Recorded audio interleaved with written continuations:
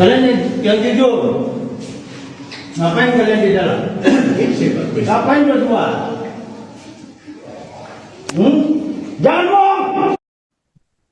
Media sosial sempat digegerkan dengan video penggerebekan oknum guru SMA yang diduga melakukan tindakan asusila dengan seorang pria muda yang disebut sebagai mantan muridnya. Dalam narasi yang beredar, penggerebekan dilakukan oleh anggota kepolisian di sebuah toilet masjid di Kota Padang, Sumatera Barat pada Senin 15 Desember. Aksi oknum guru tersebut pun dikecam oleh Gubernur Sumatera Barat, Mahyaldi Ansarullah. Dalam keterangan pada Rabu 17 Desember, Mahyaldi mengatakan bahwa oknum guru tersebut saat ini telah diproses oleh pihak terkait. Tak hanya aturan hukum, Mahyaldi meminta aturan adat turut diberlakukan terkait aksi ini. Lebih lanjut, Mahyaldi mengatakan bahwa dirinya sudah menekankan pada Dinas Pendidikan Sumbar agar melakukan seleksi ketat terhadap tenaga pendidik yang ditempatkan di sekolah-sekolah. Selain itu, Mahyaldi juga mengaku pernah mengusulkan adanya penjara khusus bagi pelaku penyimpangan sosial agar ditempatkan di satu lokasi tertentu. Menurutnya, perilaku menyimpang ini bisa berpotensi menyebar bila tak ditangani secara serius. Sebelumnya, Satpol PP Kota Padang telah melakukan mediasi terhadap oknum guru dan mantan murid tersebut pada Selasa 16 Desember.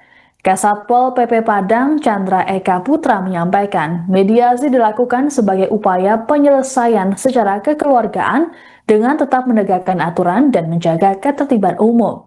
Mediasi dipimpin oleh Kepala Bidang Penegakan Peraturan Perundang-undangan atau P3D Satpol PP Padang, Rio Ebu Pratama, selaku penyidik pegawai negeri sipil dan melibatkan keluarga masing-masing. Hasil mediasi disepakati penyelesaian secara damai tanpa melanjutkan ke proses lebih lanjut. Untuk diketahui, aksi tak senonoh oknum guru berinisial S berusia 58 tahun dan LVSZ berusia 18 tahun terjadi di toilet masjid yang berlokasi di Kelurahan Teluk Kabung Utara, Kecamatan Bungus, Teluk Kabung. Keduanya tertangkap basah sedang berduaan di dalam toilet dengan keadaan pakaian terlepas. Kepala Dinas Pendidikan Sumbar Habibul Fuadi saat dikonfirmasi menyatakan keprihatinannya dan terpukul atas kejadian ini. Habibul mengatakan bahwa sebagai ASN khususnya di bidang pendidikan harus menjadi teladan dan bertanggung jawab moral di tengah masyarakat. Prosesnya. Dan saya meminta yaitu aturan tegakkan dan juga aturan adat. Untuk pengawasan di ASN, untuk pengawasan di ASN nanti dia tidak keluar lagi. Sudah lama kita sudah melakukan beberapa identifikasi untuk itu. Itu makanya sekarang kan dari inspektor lagi bekerja. Nah, mudah-mudahan sesuatunya, apalagi kan kalau informasinya ini muridnya. Nah, jadi maksud ini ada suatu hal yang perlu kita ketahui, informasi lebih baik. Apakah ada aturan baru? Kita nanti bisa melihat rangkaian-rangkaian. Nah, sehingga itu semuanya peningkatan pekerjaan. Kita di sekolah, saya sudah tegaskan kepada Dinas Pendidikan, sudah lebih 6 bulan yang lalu untuk betul-betul menseleksi orang-orang yang akan memberikan yang masuk ke sekolah. Jadi waktu itu tidak sembarangan. Makanya siapa mereka, apa kegiatan yang jelas. Karena ada di antara indikasi mereka yang atau indikasi itu LGBT ataupun juga perilaku menyimpang lainnya, itu mereka memanfaatkan. Itu makanya saya sudah tegaskan kepada Dinas Pendidikan untuk selektif dalam memasukkan orang ke sekolah. Dan kemudian juga di dalam kita juga mendalami dan untuk mengetahui informasi-informasi yang lebih luas lagi. Karena kita insya Allah kita sudah punya dan ada orang-orangnya ini kita mengaku juga sudah. Nah, kita harapkan ini akan kita lakukan rehabilitasi dan Ya, itu makanya kemarin saya juga pernah mengusulkan kepada Kanwil pemasyarakatan dan kemudian dia bincang juga dengan Bupati Mentawai. Mungkin juga Mentawai perlu direncanakan mungkin ada penjara di sana, yang di satu pulau gitu. Nah, sehingga memang kita harapkan orang-orang yang berperilaku menyimpang ataupun juga pelanggaran yang lainnya bisa terisolasi pada satu tempat yang memang sehingga memang ini akan sangat perlu diketahui juga ini penyakit ya. Penyakit ini kayaknya akan melebar. Biasanya orang yang pernah mendapat perlakuan maka mereka juga akan menjadi pelaku. Ya, perkembangan penanganan bencana sendiri sampai saat ini kita sudah seperti apa, Bu? Ya, alhamdulillah kan ada yang pertama sekali adalah untuk kaitan dengan tanggap darurat. Tanggap darurat ini sudah berjalan. Yang pertama adalah penyelamatan masyarakatnya, sudah ada korban, ada pencariannya, dan kemudian sampai nanti untaranya. Nah ini. Nah kemudian setelah itu kita akan mempersiapkan hunian tetap.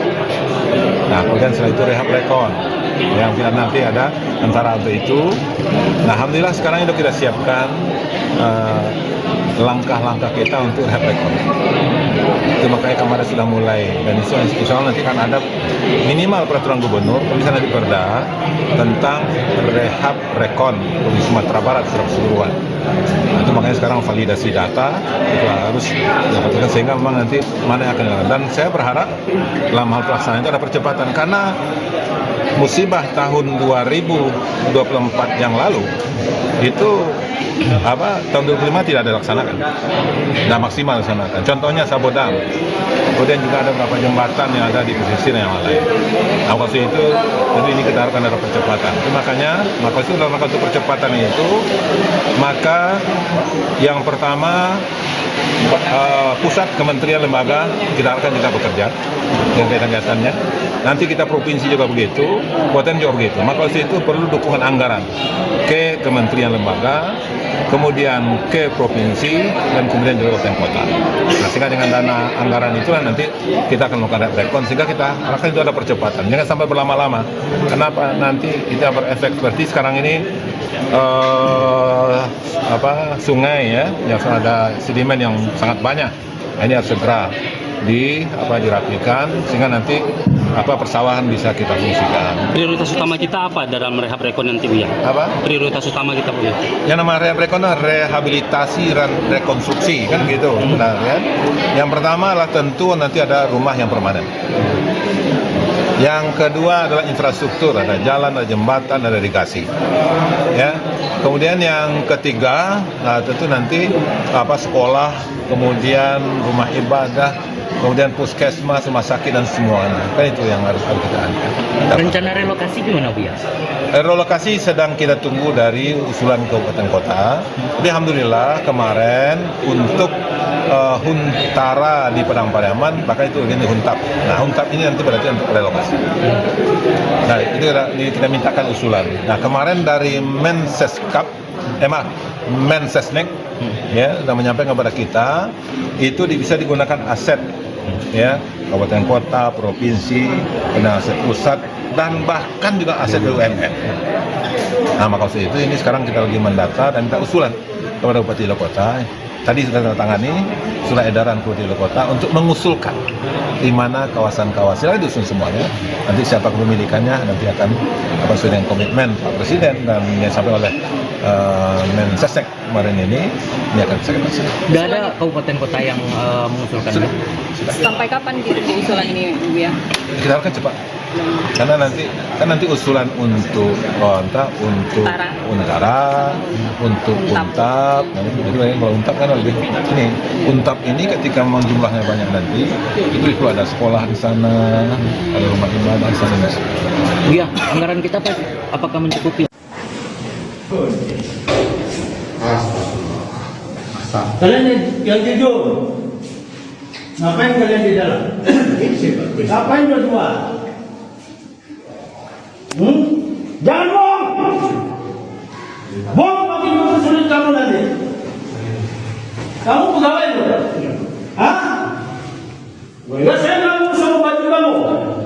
Aku jujur jelas-jelas. Ngapain kamu di dalam? Hei, kamu keluar. Jangan.